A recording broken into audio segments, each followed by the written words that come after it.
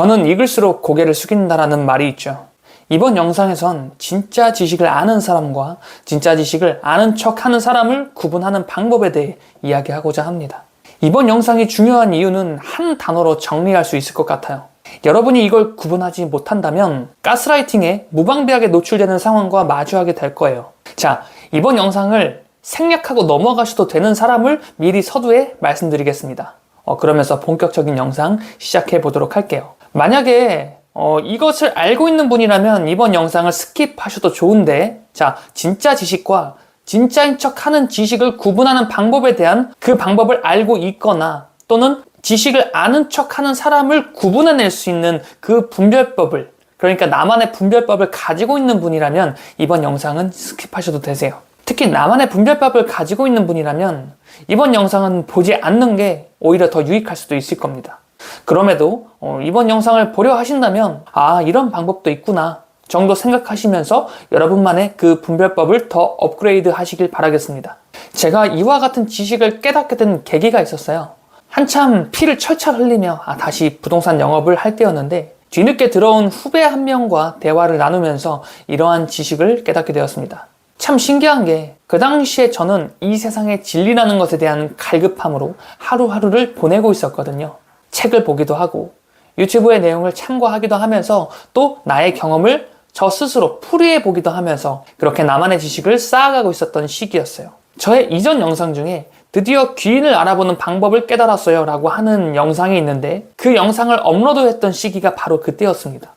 하지만 무언가 풀리지 않는 갈급함으로 하루하루를 보내고 있었어요. 하여 타로 카드를 스스로 독학하기도 하고 명리학에 대한 원리를 공부하기도 하면서 그렇게 지식을 갈구하고 있었습니다. 그런데 그 당시에 신점이나 타로 카드를 보게 되면 항상 공통적으로 하던 말이 있었는데 올 하반기에 귀인을 만나게 될 것이라고 그렇게 말했거든요. 그런데 아무리 기다려도 찾아오지 않는 귀인을 생각하면서 헛소리였나 보다 하고 생각하고 그냥 그렇게 잊어가고 있던 중이었어요. 그리고 그해 12월 31일 운명적인 순간과 마주하게 됩니다. 뒤늦게 들어온 후배 한 명과 둘이서 대화를 나누게 되던 타이밍이 있었어요. 당시에 취미로 타로카드를 독학하면서 동료 직원들의 점을 봐주기도 했었는데 그러던 중에 그 친구와 단둘이 대화를 하게 된 거였어요. 원래는 3명이서 자리를 시작했지만 한 명이 약속 때문에 먼저 자리를 일어나야 했거든요. 그렇게 우연한 계기가 필연이 되어 그 자리는 완성되게 되었습니다. 그리고 그 친구는 이 타이밍만을 기다렸다는 듯이 제게 말하더라고요. 레오님, 혹시 올해 하반기쯤 귀인이 찾아온다라는 얘기 듣지 않았어요? 저는 이 말을 듣는 순간 머리가 새하얘지면서 그야말로 이 세상이 정지된 것과 같은 느낌을 받게 됩니다. 어떻게 알았지? 이건 나만 알고 있던 건데. 내가 누구한테 얘기한 적이 있나? 도대체 없는데 뭐지? 그리고 잠시 멍하니 있으니 그 친구가 이어서 말하더라고요. 제가 이 이야기를 굳이 왜 레오님께 전한 걸까요? 자, 그 말을 듣는 순간 온몸에 소름이 돋기 시작했어요. 제가 레오님이 찾던 귀인이 될 수 있을 것 같은데요. 저는 순간 입이 쫙 벌어지며 정말 소름 정도가 아닌 말로 형용할 수 없는 전율을 느끼며 그 상황 자체에 몰입하기 시작했습니다. 그리고 지금까지 내가 깨달은 모든 인사이트들이 그 당시에 약 2시간 동안의 대화 안에 모두 녹아들며 또 지식이 지식을 낳게 되는 그야말로 영적 진화의 경험을 하게 됩니다.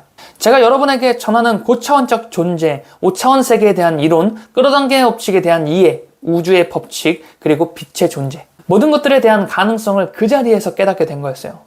그리고 말하더라고요. 제가 서두에 귀인에 대해 언급한 건 레오님의 경계심을 깰 필요가 있었기 때문이에요. 제가 다짜고짜 이런 말을 했다면 레오님은 저를 어떻게 생각했을 것 같아요? 아마 미친놈 취급하기 딱 좋았을 거예요. 레오님이 저에게 난 하반기에 귀인을 만날 것이다 라는 말을 한 번도 해주지 않았는데 전 그 사실을 어떻게 알게 된 것일까요? 레오님이 진리를 깨닫기 바라는 레오님의 5차원적 존재가 저의 5차원적 존재에게 메시지를 전해온 거예요. 그래서 전 순간적으로 그 사실을 깨달을 수 있었고 저는 레오님의 5차원적 존재가 레오님에게 주고자 하는 그 메시지를 대신 전해받아 레오님께 지금 메시지를 전해주게 된 거죠. 레오님이 지금 무언가 영적으로 진화하는 그 감정 저에게 있어서도 너무 소중해요.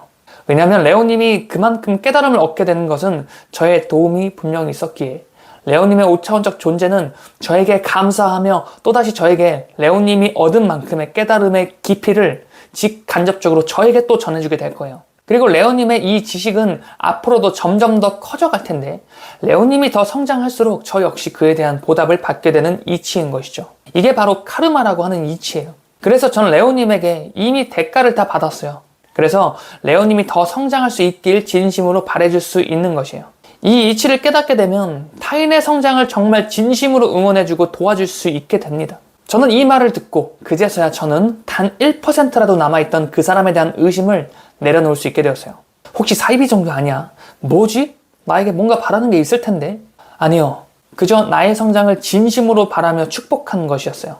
왜냐면 그것은 김승호 회장님이 말하는 것처럼 그 선행이 분명 나에게 또다시 되돌아옴을 알고 있는 상태이기 때문에 어쩌면 상대방을 돕고자 하는 그 이타적인 마음은 내가 더 잘되고자 하는 이기심에서 비롯된 마음일 거예요. 그러나 누구를 이용하며 등쳐먹으려고 하는 행위가 아닌 진심으로 상대가 더 잘되길 바라는 마음.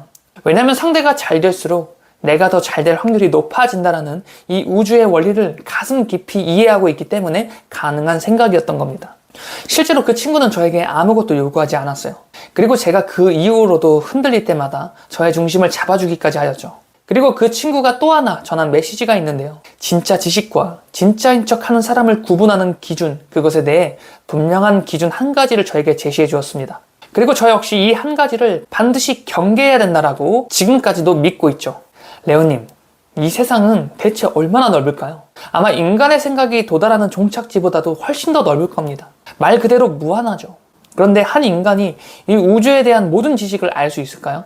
아니, 그 이전에 도대체 안다라는 느낌은 무엇일까요? 무언가에 대해 안다라는 느낌은 반대로 그것에 대해 정확히 모르고 있다라는 사실을 증명하는 감각이에요. 생각해봐요.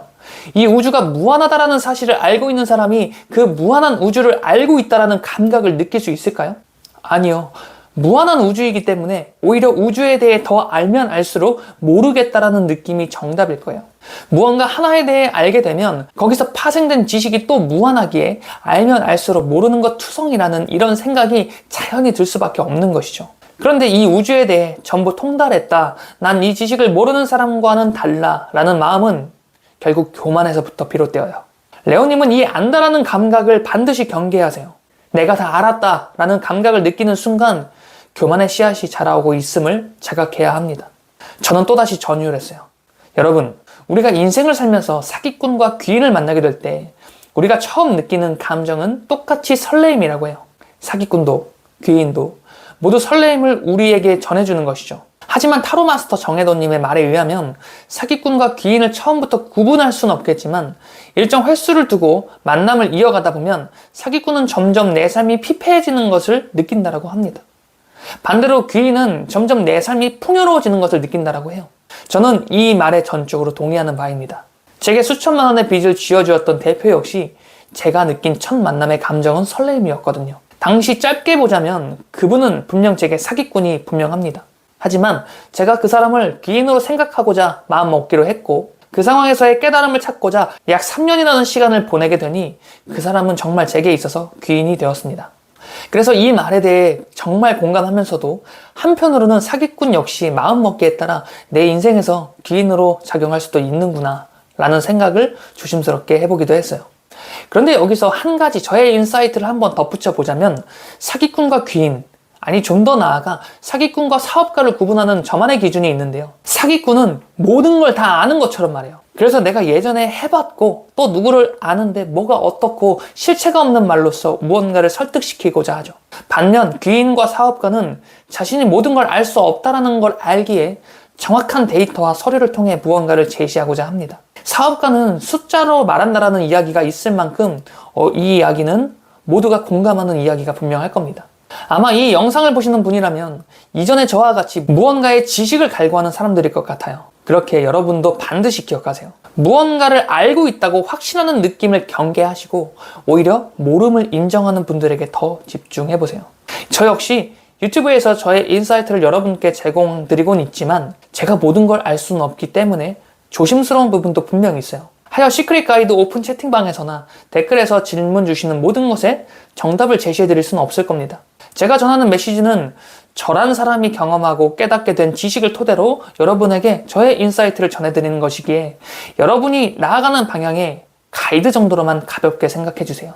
그리고 간혹 너도 강의팔이 책팔이 아니냐라고 반론하시는 분들이 계신데, 마찬가지로 앞으로의 모든 일을 제가 다 알 수는 없기 때문에 이 또한 모호한 답변이 될 수 있겠지만, 제가 나아가고자 하는 목표, 저의 목표는 음악과 토크쇼가 공존하는 나만의 쇼를 만들겠다라는 목표 자체를 이루겠다라는 이런 포부가 있거든요. 그래서 저만의 성공을 이루고 그 성공을 토대로 많은 분들이 저의 이야기를 그렇게 궁금해하지 않는 이상 과장 광고나 또는 약자를 설득해서 성공학 강의, 성공학 책팔이로 돈을 끌어당기려고 하는 계획은 지금 현재 기준으로 전혀 없습니다. 대표적으로 김승호 회장님처럼 자신의 일에서 성공을 거둔 이후에 나의 도움이 필요한 분들에게만 훗날 저의 인사이트를 그렇게 제공해드리고 싶은 거죠. 하여 확실한 건 향후 10년간은 성공학 강의는 하지 않을 것 같네요.